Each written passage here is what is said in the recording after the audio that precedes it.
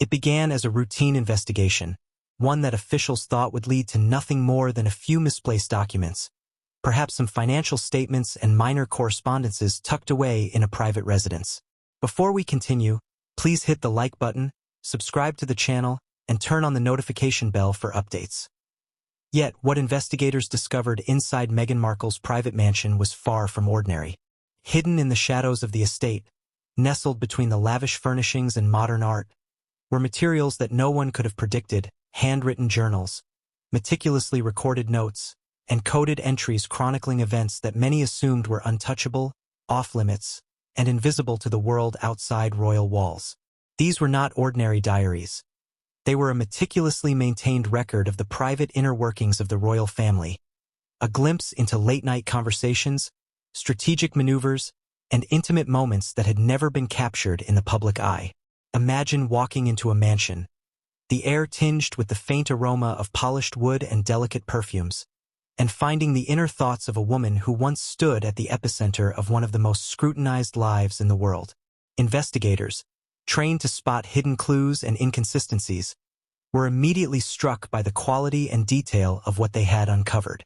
Each journal page was a window into not just Meghan Markle's personal reflections, but into events and discussions that, if revealed, could reverberate through the halls of the monarchy and beyond.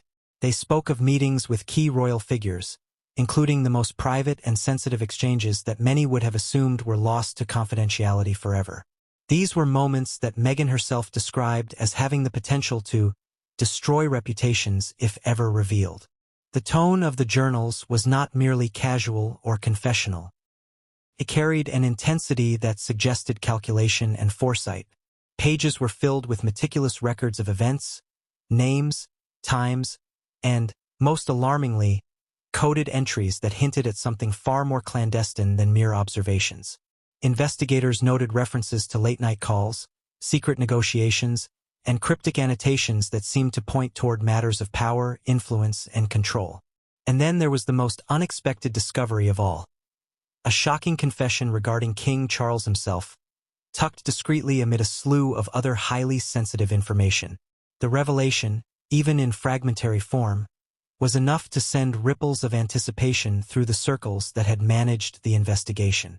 The sheer audacity of maintaining such journals, in a home as publicly known and scrutinized as Meghan's, sparked questions that investigators and royal analysts alike struggled to answer. How could a member of the royal family, or someone so intimately involved with it, take such detailed notes without considering the consequences of exposure? And why were these notes coded in a way that suggested they were meant to be unreadable to anyone but the writer? Some experts speculated that these journals were intended as a form of insurance, a safeguard against betrayals or unexpected shifts in power. Others suggested they were the product of a mind constantly aware of perception, legacy, and the fragile balance of trust within the family. Regardless of the intention, the existence of these journals indicated one undeniable truth: the walls of privacy had been breached, but by none other than Meghan herself, or at least at her direction. Walking through the estate, investigators described the environment as a paradox. On the one hand, it was the home of a woman who had been subject to intense media scrutiny, a figure whose every public appearance was dissected and analyzed. On the other hand, the mansion exuded secrecy, a sense that everything within its walls was under strict control and deliberately curated. Hidden compartments, locked drawers, and sophisticated security systems gave the impression of an environment designed to keep the most sensitive information out of reach. Yet, it was precisely in these areas that the most explosive discoveries were made. Investigators spent hours sifting through materials, cross-referencing dates, decoding symbols, and piecing together narratives that appeared almost scripted, yet undeniably authentic in their portrayal of intimate royal events. The context of the journal's revelations cannot be overstated. In one entry, there was a description of a late-night conversation between Meghan and a senior royal advisor, detailing strategic considerations that could affect public perception, influence decisions within the palace, and shift alliances behind closed doors. In another, there was a coded note referencing a negotiation involving undisclosed financial arrangements and sensitive political discussions. The entries were precise, deliberate, and in some cases chillingly prescient. The more investigators read, the more it became clear that these were not just reflections or diary entries. They were a document of intent, a chronicle of power dynamics, and, in some instances, a confession that would shock even the most seasoned royal watchers. Perhaps the most alarming element was the confession regarding King Charles. Nestled amid mundane details of daily life and seemingly routine interactions, the confession appeared almost innocuous at first glance. Yet its implications were monumental, hinting at events and dynamics that the monarchy had long guarded from public scrutiny. The mere suggestion that such information had been recorded and preserved raised a cascade of questions about motive, consequence, and the potential fallout if these revelations became public knowledge. Would they destabilize relationships within the royal family? Would they redefine the public narrative around King Charles and Meghan Markle's interactions? And most pressing of all, how had these materials remained hidden for so long? Investigators approached the materials with caution. Handwriting experts were brought in to verify authenticity, cryptographers worked to decipher coded passages, and legal teams assessed the potential implications of what had been found. Every detail mattered. The ink, the type of paper, the style of handwriting, the placement of symbols. All were meticulously analyzed. It became evident that the journals and notes were the product of a mind attuned to detail, secrecy, and perhaps a desire to control a narrative that had long been subject to external interpretation. The precision and consistency suggested that the entries were not sporadic or casual. They were deliberate, carefully crafted, and strategically positioned to reveal selective truths at chosen moments. As the investigation unfolded, it became clear that the materials contained layers of meaning. On the surface, they were accounts of private interactions, but underneath, they hinted at strategies, hidden alliances, and a network of influence that extended beyond what most had imagined. Investigators noted repeated references to late-night calls with unnamed individuals, the strategic timing of information releases, and cryptic comments that suggested potential leverage over key figures. There were moments of apparent candidness, instances where Meghan's voice seemed unguarded, juxtaposed with sections that were coded and intentionally opaque. This duality created a sense of tension, as if the journals were simultaneously confessional and tactical, revealing and concealing in equal measure. The mansion itself played a role in the story, serving as more than just a backdrop. The layout, security measures, and private offices suggested a space designed for both comfort and confidentiality. Investigators described the rooms as meticulously organized, with spaces dedicated to the storage of sensitive materials. It was here, in a small study tucked away from the main living areas, that the most revealing journals were found. The discovery of these documents in such a secure environment underscored the lengths to which Meghan, or those acting on her behalf, had gone to protect the contents, and it lent credibility to the notion that these journals were meant for selective eyes only. The narrative that emerged from the initial examination of the journals was complex. It was a story of ambition, secrecy, and strategic foresight, interwoven with moments of vulnerability and personal reflection. The entries painted a portrait of a woman deeply aware of the stakes involved in her position, cognizant of the power structures surrounding her, and unafraid to document interactions that many would have considered untouchable. The journals were not merely personal reflections.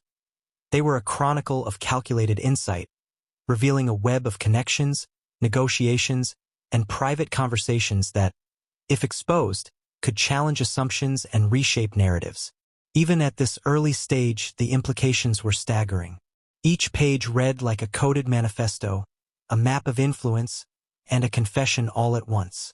The potential for scandal, reinterpretation of past events, and public fascination was enormous. As investigators continued to work through the materials, the sense of anticipation grew. What other revelations might lie hidden in the pages yet unread?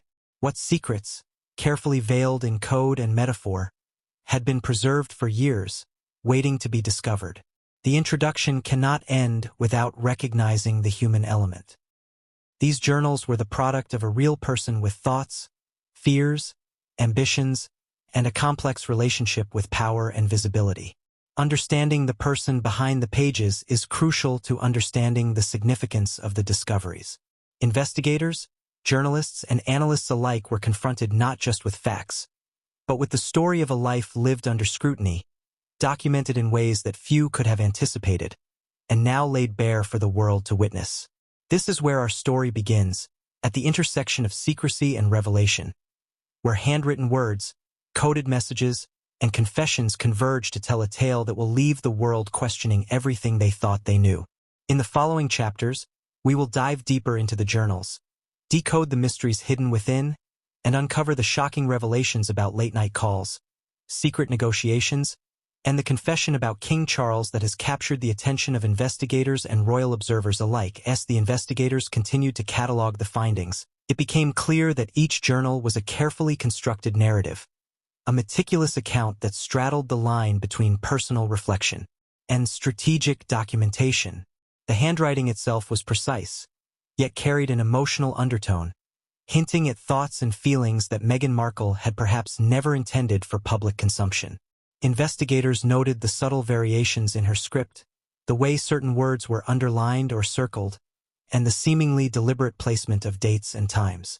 Every detail seemed intentional, as if each page had been crafted not only to record events but also to preserve power, influence, and the capacity to shape perception. What truly set these journals apart was the level of access they implied. The entries referenced meetings and private discussions with senior members of the royal family, advisors, and political figures. They detailed moments that were never reported in the media, conversations that occurred in the privacy of palace rooms, during confidential visits, or late-night calls that were presumably off the record.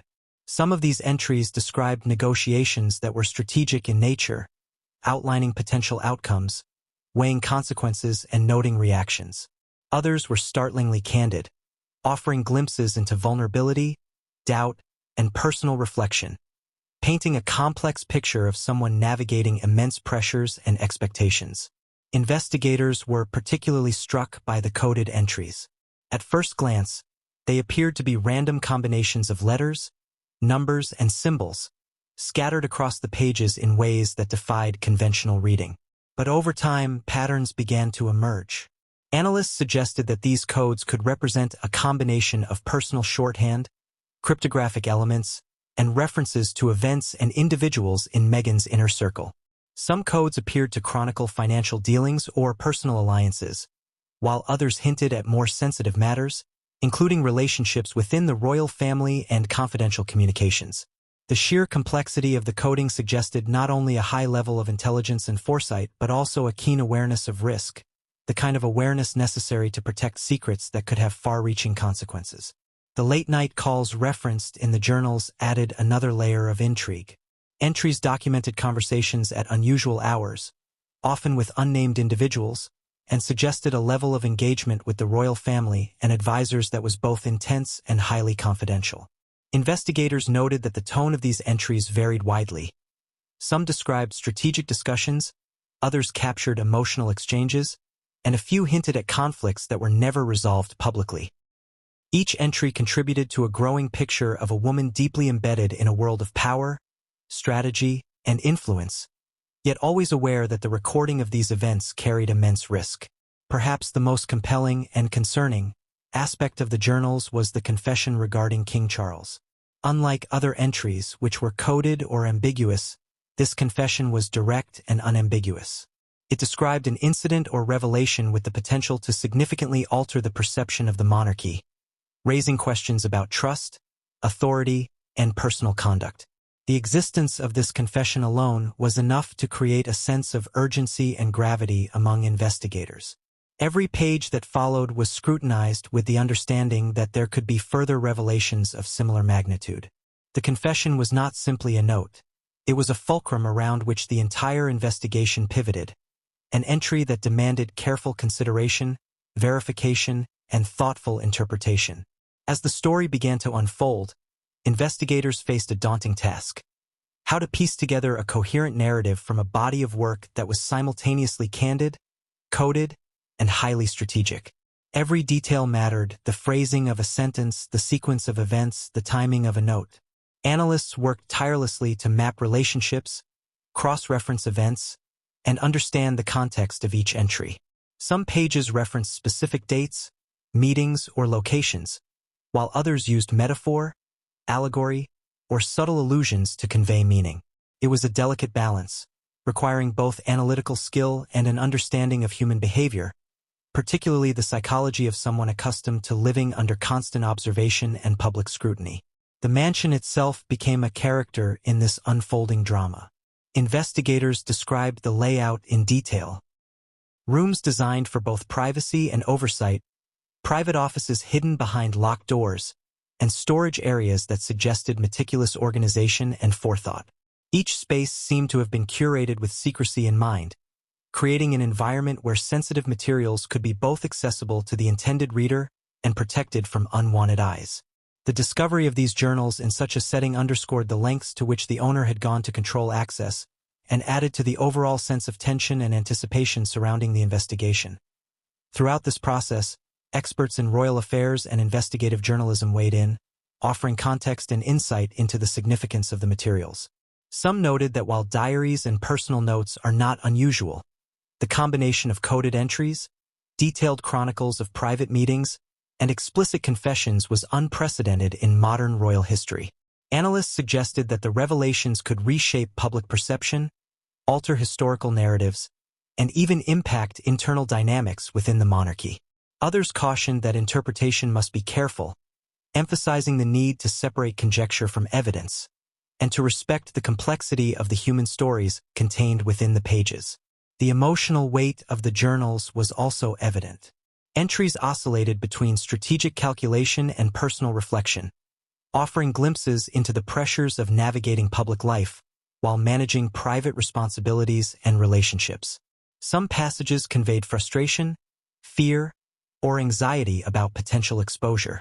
Others expressed determination, ambition, and a desire to safeguard influence. The interplay of these emotions created a nuanced portrait of someone operating at the intersection of power, scrutiny, and personal ambition. Investigators were not simply reading words. They were witnessing a carefully documented psychological and strategic journey, one that revealed the complexities of life at the center of one of the most observed families in the world.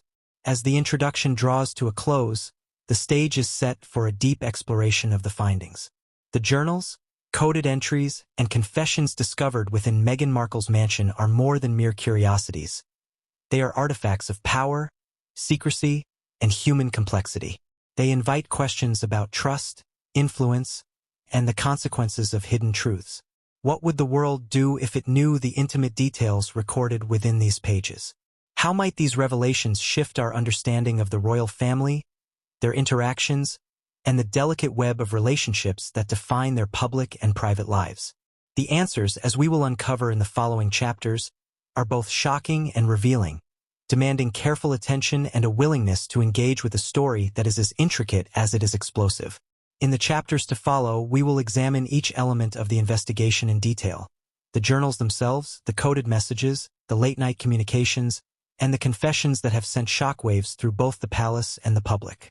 We will decode the mysteries, explore the implications, and confront the extraordinary revelations that these materials hold.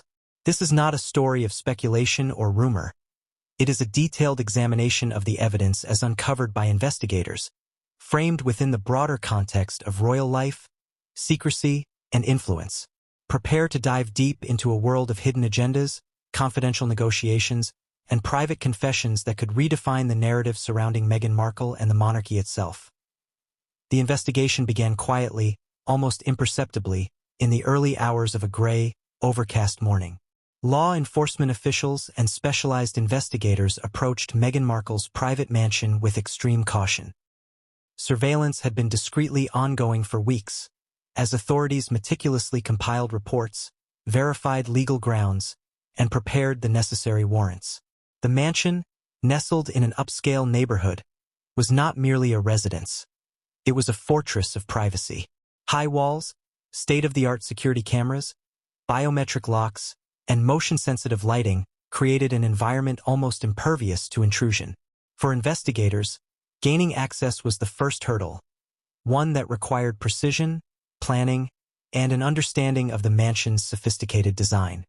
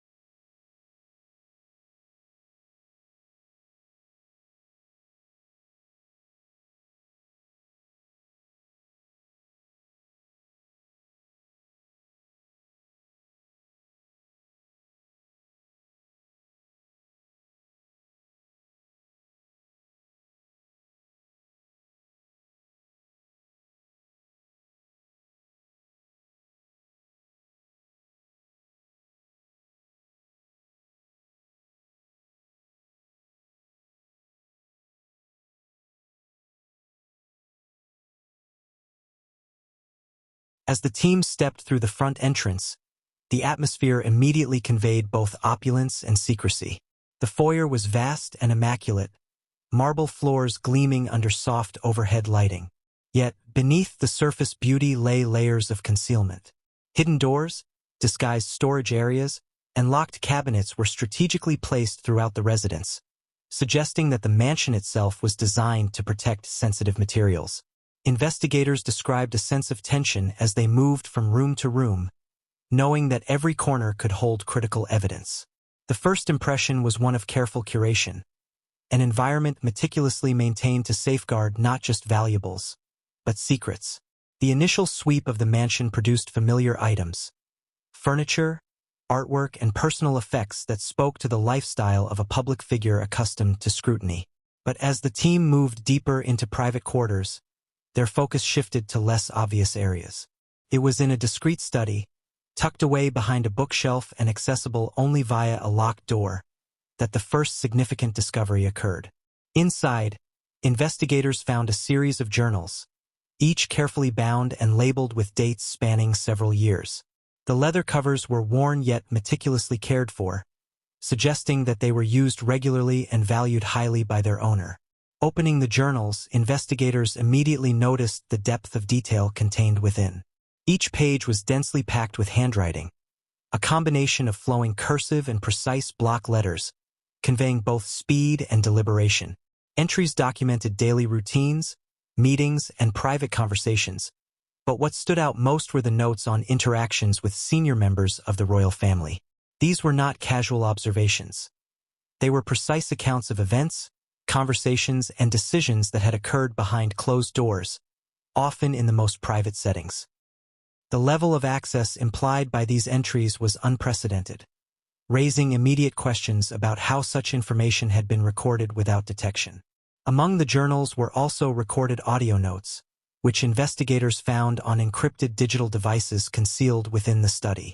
These recordings appeared to complement the written entries, capturing conversations and interactions that could provide context to the journal's contents.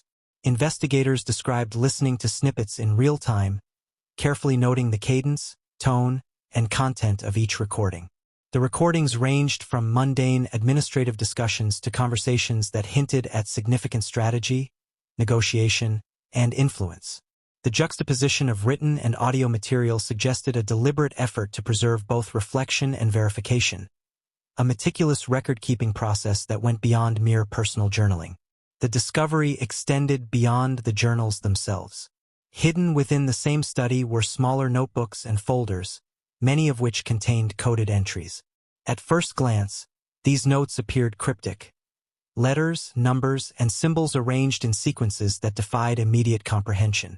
Investigators recognized the potential significance immediately. Coded entries are rarely casual, and their presence suggested premeditation. Analysts brought in to decipher these entries considered various possibilities: personal shorthand, cryptographic coding, or symbolic references to events and individuals. Each possibility implied not only sophistication in record-keeping but also a conscious effort to protect sensitive information from unintended eyes.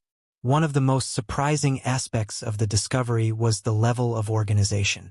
Each journal, notebook, and recording appeared to be carefully cataloged, with dates and references meticulously noted. Investigators noted that the sequence of entries was consistent and logical, reflecting an attention to detail that suggested strategic intent. It was as if the materials were not only a record of past events but also a roadmap for future interpretation. This level of organization made it easier to trace patterns, identify recurring themes, and begin decoding the content's potential significance. The implications of the findings became more profound as investigators cross-referenced the journals with known public events. Many entries detailed meetings, calls, and strategic discussions that had not been publicly documented, revealing behind-the-scenes dynamics that were previously invisible. Investigators began to construct a timeline, piecing together the relationships, influences, and decisions that these entries referenced. The result was a portrait of activity that was both complex and meticulously chronicled, providing insights into interactions and negotiations that had shaped events behind the scenes. Security measures within the mansion played a critical role in the investigation's success. Investigators noted that despite the mansion's sophistication, the placement of journals and recording devices suggested an understanding of human behavior and predictable security patterns. Items were concealed in ways that protected them from casual discovery but remained accessible to the individual who maintained them. This insight gave investigators a sense of the deliberate intelligence and planning behind the maintenance of these materials, highlighting both the audacity and caution exercised by the person responsible. Among the materials uncovered, one particular journal immediately drew attention. It contained entries describing interactions with senior royal figures, detailed late-night conversations, and strategic meetings. The tone varied between reflective and tactical, providing a nuanced view of the person behind the writing. Certain pages were heavily coded, while others were direct and explicit, including references to decisions, conflicts, and personal assessments of key individuals. The presence of such a range of content suggested both the breadth and depth of the material, raising anticipation for further revelations within the remaining journals. Investigators also encountered documents and notes that suggested a level of foresight and strategic thinking previously unappreciated. These included entries describing potential outcomes of decisions, the anticipated reactions of others, and considerations of timing and influence. It became evident that the journals were not merely a record of past events but also a tool for managing perception and strategy. The meticulous nature of these entries indicated a mind highly attuned to risk, control, and the complex dynamics of power and influence within elite circles. As the investigation continued, attention turned to the coded entries. Analysts worked tirelessly to decode patterns, cross-referencing symbols, dates, and recurring phrases. Early findings suggested references to private negotiations, late-night communications, and strategic decisions involving both family members and external advisors. Each decoded entry added a layer of understanding, revealing the complexity and intentionality behind the record-keeping. Investigators noted that while some entries were straightforward, others remained opaque, hinting at secrets yet to be fully understood. The gravity of the discovery was not lost on the team. The materials found within Meghan Markle's mansion had the potential to alter public understanding of the royal family, provide insight into decision-making processes previously hidden, and reveal dynamics that had long been the subject of speculation. Each journal, notebook, and recording became a piece of a larger puzzle, one that investigators were determined to assemble carefully. The process required not only technical expertise but also an understanding of the human elements involved, the motivations, fears, and ambitions reflected in each entry.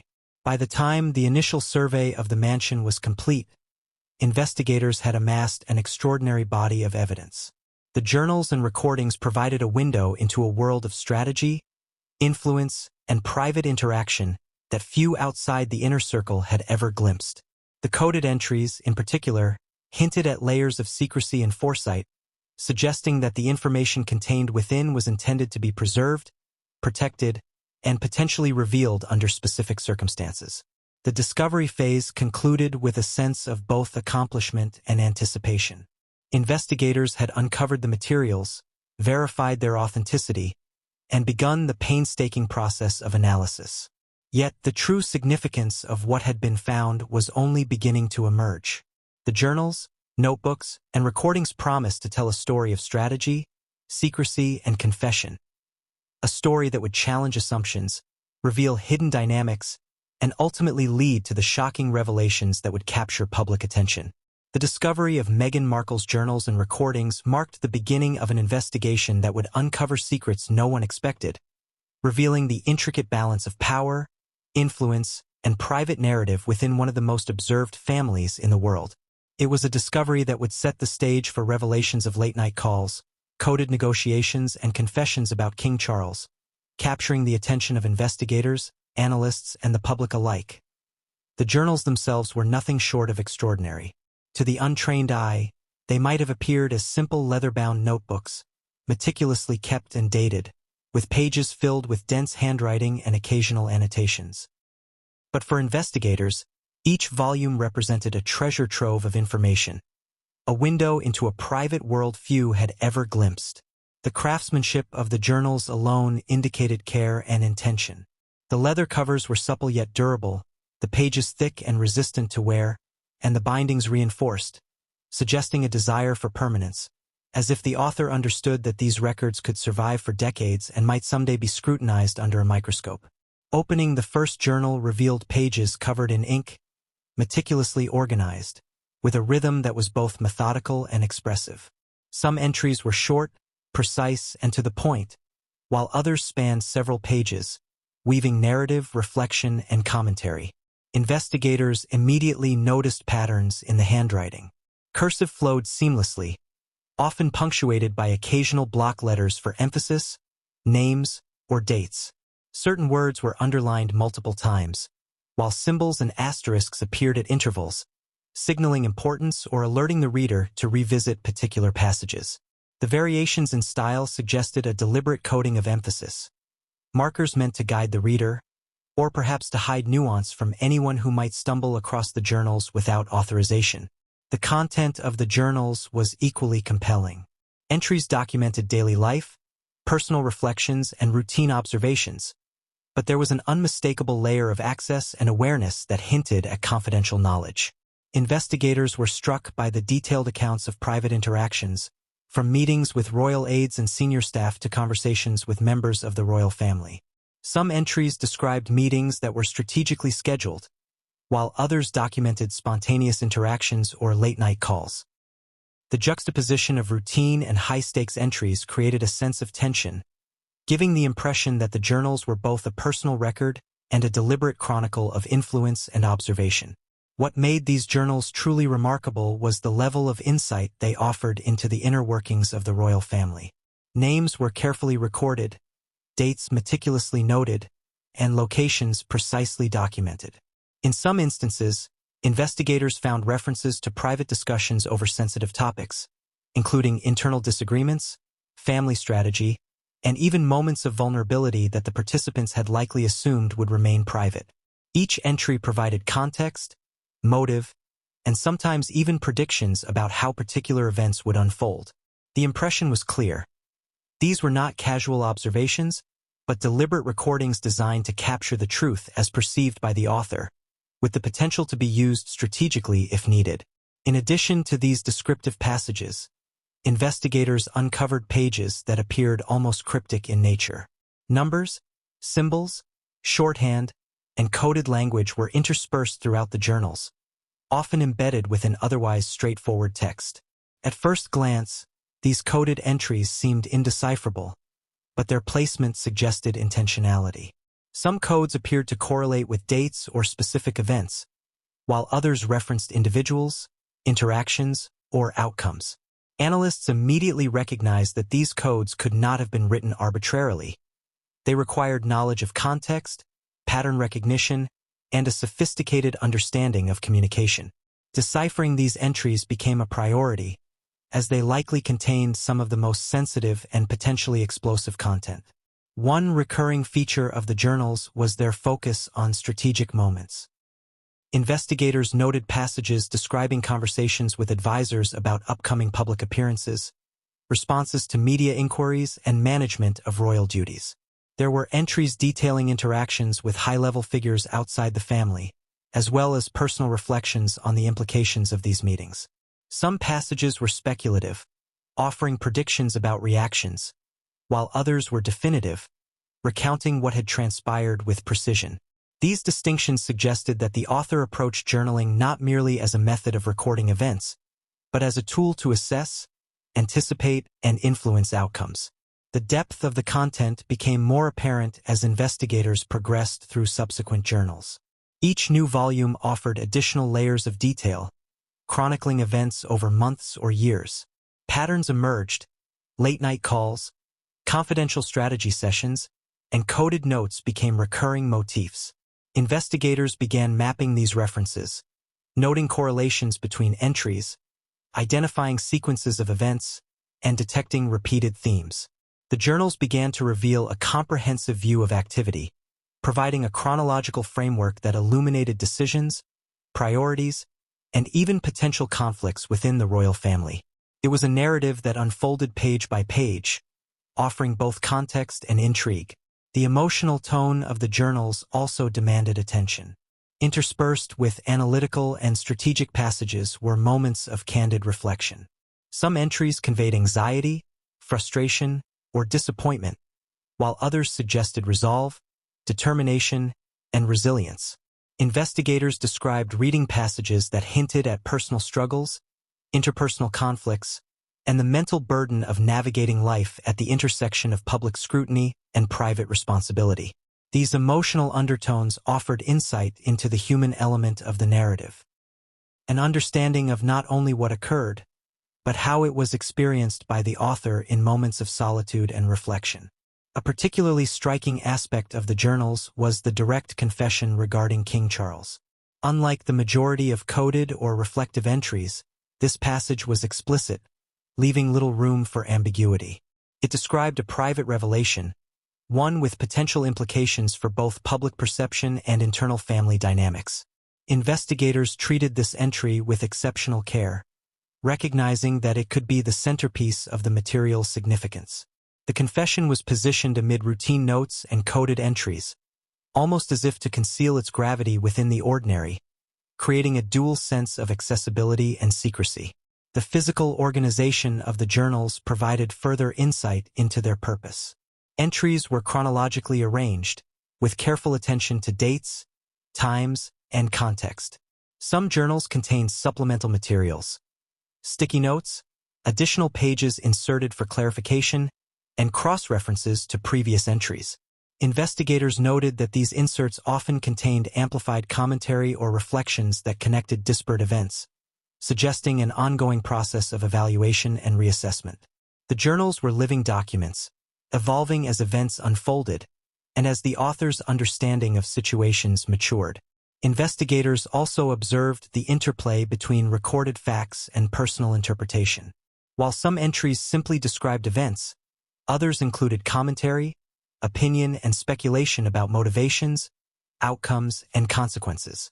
This combination of documentation and reflection provided a multidimensional perspective, allowing analysts to understand not only what occurred, but also how the author perceived and evaluated those events. The journals served both as a historical record and a lens through which the author interpreted the complex web of relationships and decisions that define the royal milieu.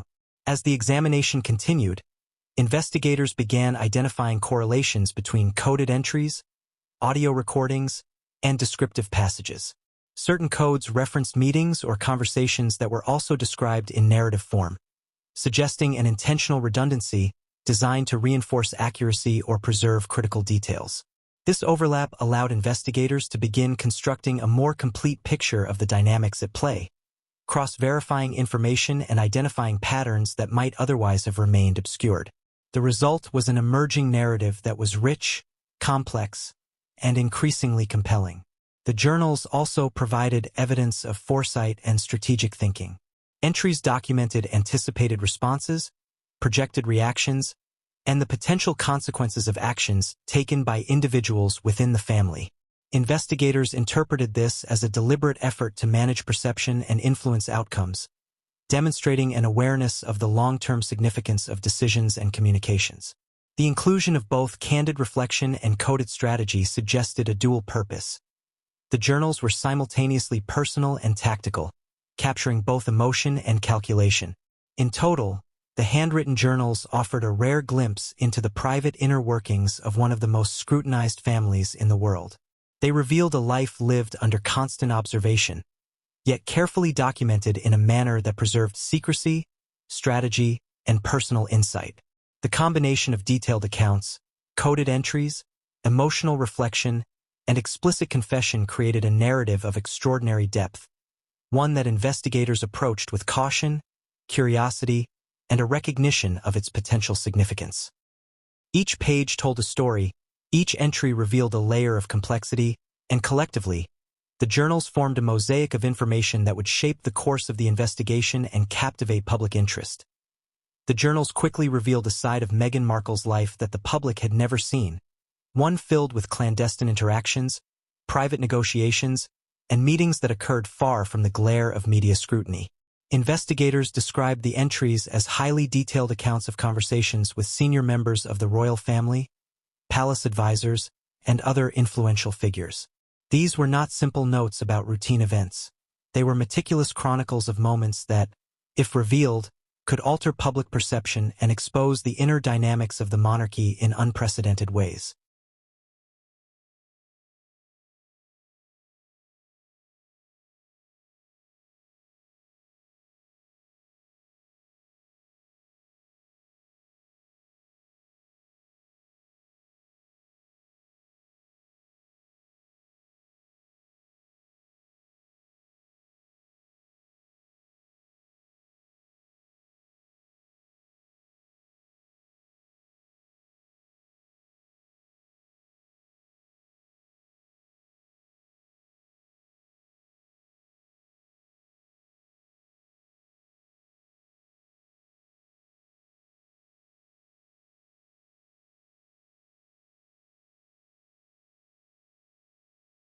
The meetings described in the journals were not limited to formal settings.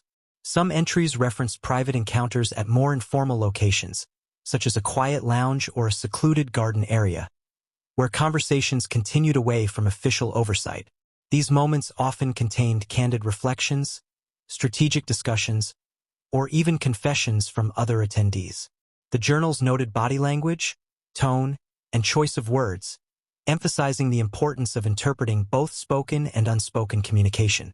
Investigators realized that these accounts offered rare insight into the interpersonal dynamics that rarely surface in official records or public statements.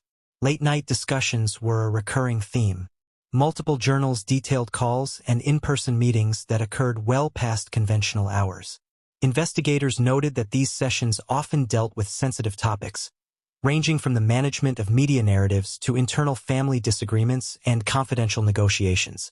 Entries frequently highlighted the urgency or delicacy of the subjects discussed, suggesting that these meetings were held under the pressure of immediacy or potential crisis.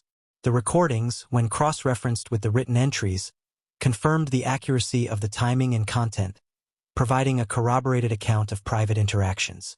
Some meetings hinted at deeper, more controversial matters. Investigators identified entries referencing confidential financial discussions, political strategy, and personal disclosures that involved multiple stakeholders. Certain passages suggested disagreements over decision-making, with detailed notes on who advocated for particular positions and the reasoning behind their arguments. These records indicated that the author was not merely a passive participant or observer, but an engaged actor, keenly aware of the nuances and implications of each discussion. A particularly striking example involved a late-night negotiation over public messaging regarding sensitive family matters.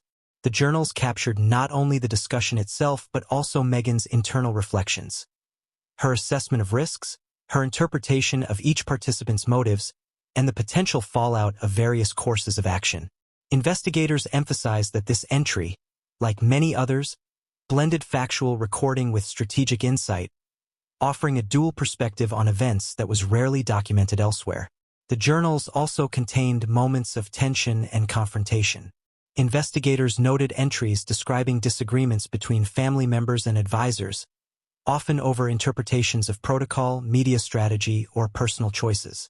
Meghan documented these conflicts with precision, detailing the positions of each participant and providing her own evaluation of how the disagreements might impact both immediate and long-term outcomes. These passages revealed a world of negotiation and influence where every word and gesture carried weight, and where private discussions could ripple outward into significant consequences if revealed. Despite the detail and strategic insight, there were also moments of vulnerability. Some entries captured the emotional toll of these meetings. The anxiety, the doubt, the pressure of maintaining composure while navigating complex interpersonal dynamics. Investigators remarked on the authenticity of these reflections, noting that they humanized the author and offered a glimpse into the psychological strain of life within the royal sphere. These candid observations provided context for the calculated and coded entries, highlighting the interplay between personal experience and strategic action. The coded sections within these meetings were particularly fascinating. Analysts suggested that certain symbols and shorthand were used to protect sensitive content, allowing the journals to serve as both a record and a safeguard. Some codes indicated outcomes or agreements reached during discussions, while others hinted at tensions or unresolved issues. Investigators recognized that decoding these entries would require careful cross-referencing with other materials, including audio recordings, separate notebooks, and historical events. The complexity of these codes demonstrated an advanced level of planning, foresight, and awareness of the potential consequences if the information were discovered prematurely. As investigators delved deeper, they noted that many of the entries were interconnected, forming a network of events and discussions that spanned months or even years. Meetings that initially seemed isolated were often referenced in later entries, with reflections on how previous interactions had influenced current decisions. This continuity suggested meticulous record-keeping, as well as a long-term strategy for understanding and managing relationships, influence, and public perception. The journals, in essence, created a longitudinal view of the inner workings of the royal environment, offering insight into both the immediate and extended ramifications of private decisions. The implications of these secret meetings were staggering. Each entry provided evidence of access, engagement, and influence that had never before been publicly documented. The journals revealed a layer of royal life that was strategic, confidential, and highly orchestrated, yet simultaneously human and emotionally charged. Investigators began to appreciate that the combination of precise recording, coded entries, and personal reflection formed a unique historical record, one that could redefine understanding of both the monarchy and Meghan Markle's role within it. As Chapter 3 draws to a close, it is clear that the secret meetings revealed in the journals were far more than routine discussions. They were the sites of negotiation, influence, and strategic planning, meticulously documented to preserve insight, evidence, and foresight. The journals provide a window into a world that few have ever seen, a world where every word carries weight, every gesture conveys meaning, and where the balance of power is constantly observed, analyzed, and recorded. These secret meetings, captured in careful detail and sometimes coded for protection, form the backbone of a narrative that will continue to reveal shocking revelations, including the late-night calls, confidential strategies, and confessions that will challenge public assumptions and illuminate the hidden workings of one of the most scrutinized families in modern history. Among the most intriguing aspects of the journals were the coded entries, sections that at first glance appeared to be a jumble of letters, numbers, and symbols, scattered across pages in ways that defied immediate comprehension. Investigators were both fascinated and perplexed by these cryptic passages. They recognized immediately that this was no ordinary shorthand. The codes were deliberate, consistent, and carefully integrated within the broader narrative, suggesting that they were intended to conceal highly sensitive information from anyone who might stumble upon the journals without permission. Decoding the entries became a priority. Investigators brought in experts in cryptography, linguistics, and intelligence analysis. These professionals approached the task methodically, identifying recurring symbols, patterns, and potential correlations to known events, dates, or individuals. Early observations suggested that the codes served multiple purposes. They acted as a protective layer to safeguard sensitive content, a tool for cross-referencing other materials, and a method of emphasizing particular interactions or outcomes that the author considered crucial. One notable pattern emerged. Certain symbols consistently corresponded with specific individuals or groups.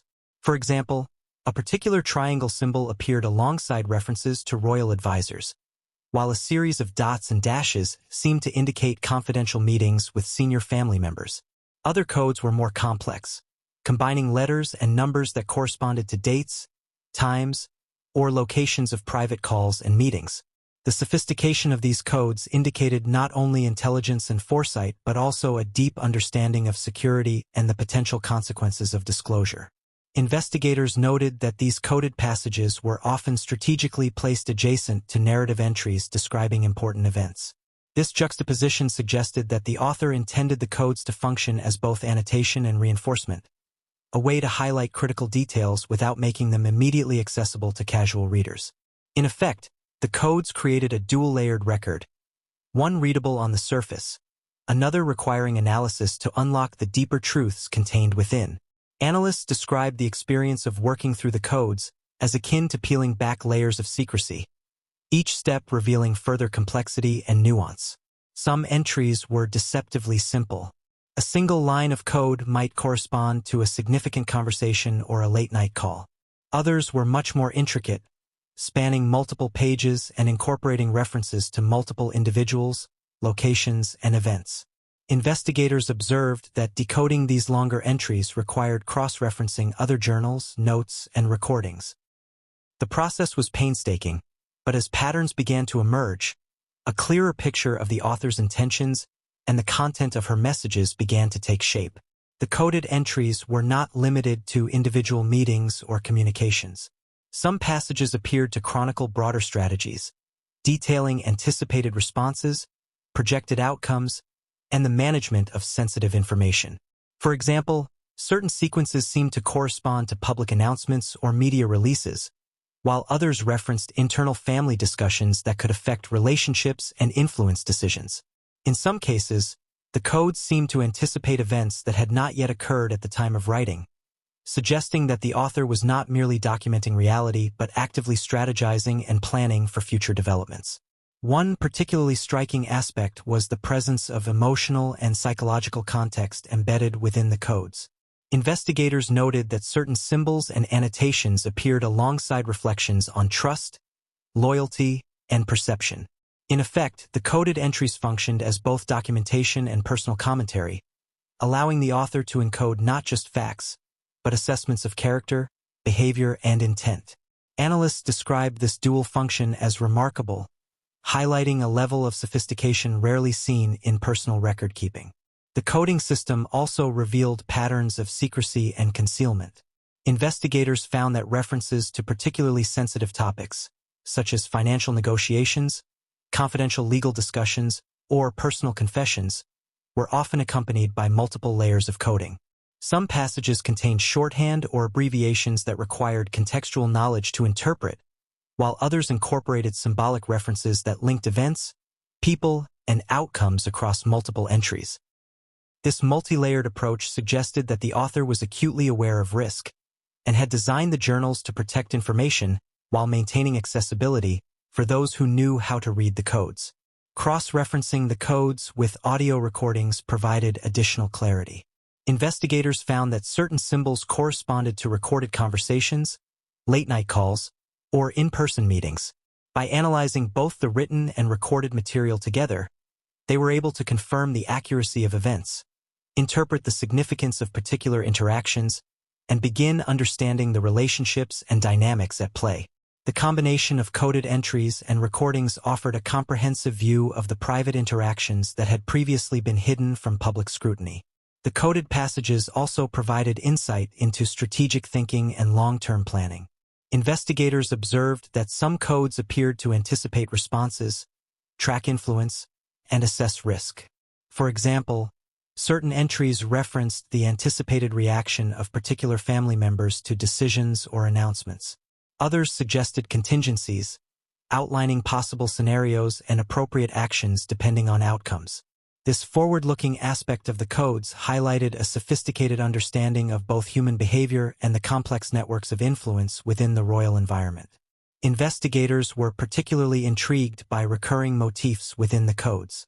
Certain symbols appeared consistently alongside references to late-night calls, secret negotiations, or private confessions. Analysts speculated that these recurring motifs served as markers of significance, alerting the author to passages of particular importance. This system of motifs allowed the journals to function not only as a record but as a strategic tool, enabling the author to quickly identify and prioritize critical information within a vast body of material. One example that captured the attention of investigators involved a series of codes linked to a private conversation with King Charles. The entry included multiple layers of symbolic annotation, suggesting both the content of the discussion and the potential consequences if it were ever revealed. While investigators have not released specifics, they noted that the complexity of this coding indicated careful deliberation and a clear understanding of the sensitivity of the material. It was a stark reminder that the journals were not simply personal reflections. They were documents designed to preserve information, maintain control over interpretation, and potentially protect the author from future challenges or scrutiny. The process of decoding these entries was slow and methodical. Analysts described cross-referencing dates, identifying recurring patterns, and mapping relationships between symbols and real-world events. The effort required expertise in cryptography, pattern recognition, and contextual interpretation, and even then, certain passages remained elusive. Investigators acknowledged that some entries might never be fully understood, intentionally obfuscated to protect their most sensitive content. Yet even partial decoding provided invaluable insight into the nature of the meetings, discussions, and strategies documented within the journals.